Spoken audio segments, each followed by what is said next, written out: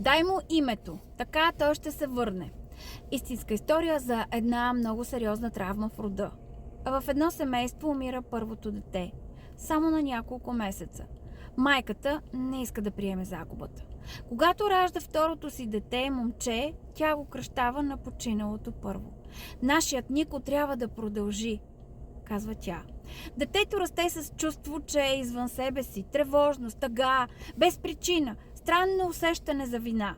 Когато става на 15, казва, понякога усещам, че живее живота на друг. В терапията стана ясно.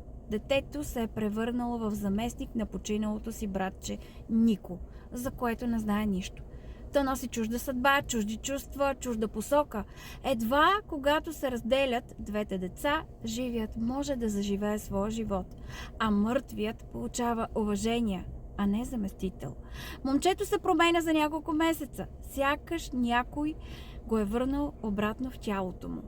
Знаете ли и други истории от вашия род за загубени деца, които не се споделят? Споделете в коментар.